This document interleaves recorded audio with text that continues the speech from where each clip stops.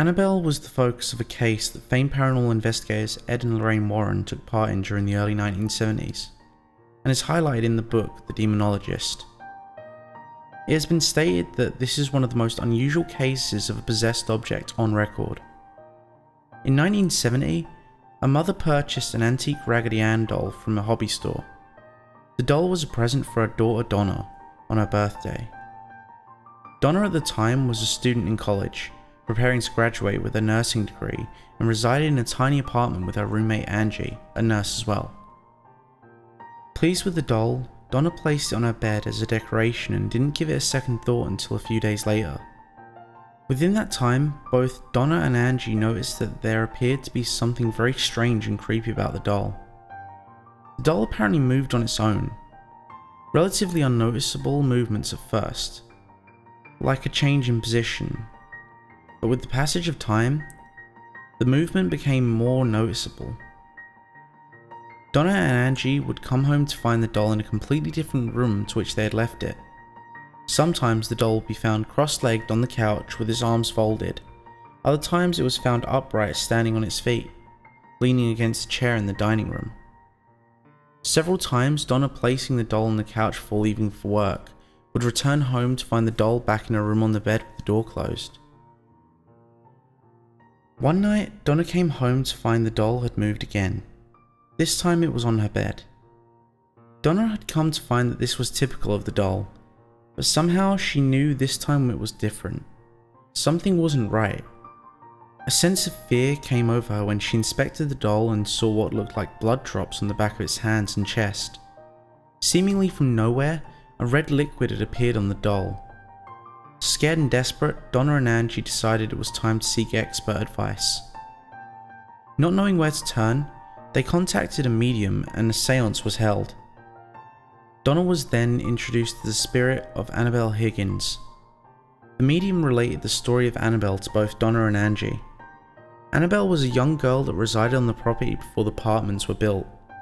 She was a young girl of only 7 years old when her lifeless body was found in the field upon which the apartment complex now stands.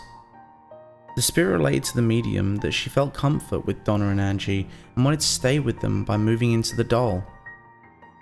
Feeling compassion for Annabelle and her story, Donna gave her permission to inhabit the doll and stay. They were soon to find out, however, that Annabelle was not what she seemed. Later that week, Donna saw the doll, or Annabelle, was ripped and had jagged cuts along her mouth. One night, Donna awoke to some singing like a little girl. She walked into her bathroom to see Angie dead with the words "wanna play" written in the blood of her friend. The doll was never found. Lou was friends with Donna and Angie and had been with them since the day the doll arrived. He had never been fond of the doll and on several occasions warned Donna that it was evil, saying that she should get rid of it. However, Donna had developed a personal tie to the doll and decided to keep it, despite Lou's feelings. Her decision was a terrible mistake. One night, Lou awoke with a jolt of terror. A jolt that didn't seem like it was from his usual nightmares. Somehow, something felt different. What would appear to be a common case of sleep paralysis became all too real.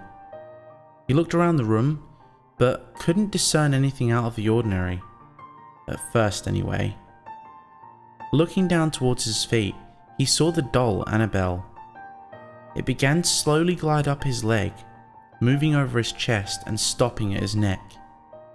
Helpless against it, the doll began to strangle him. After a moment, Lou, at the point of asphyxiation, blacked out. He woke the next morning, certain it wasn't an ordinary night terror, and was determined to rid himself of that doll and the spirit that possessed it. Preparing for a road trip the next day, Lou and Donna were reading over maps alone in her apartment. The apartment was eerily quiet. The silence was broken when rustling sounds coming from Donna's room aroused fear that someone had broken into the apartment. Lou determined to figure out what was causing the noise. Quietly, he made his way to the bedroom door. He waited for the noise to stop before entering and turning on the light. The room was empty, except for Annabelle, whom was tossed in a corner on the floor. Lou searched the room for signs of forced entry, but nothing was out of place. As he got closer to the doll, he got a distinct impression that somebody was behind him. Spinning around, Lou found that despite his unease, nobody beside himself and the doll were in the room. Then, in a flurry of motion, he found himself doubled over in pain, with blood dripping from a cut on his chest. Upon opening his shirt, there on his chest were what appeared to be 7 distinct claw marks. I hope you enjoyed this article, and should you ever want to visit the infamous Annabelle, she can be found at the Warren Occult Museum in Moodus, Connecticut. The museum is run by Lorraine Warren, famous paranormal investigator, and now frequent guest on the television show Paranormal Estate. Housed in a glass case at the museum, you will find Annabelle. Miss Warren relates that Annabelle still moves about occasionally, and is still known to make growling noises at unsuspecting visitors,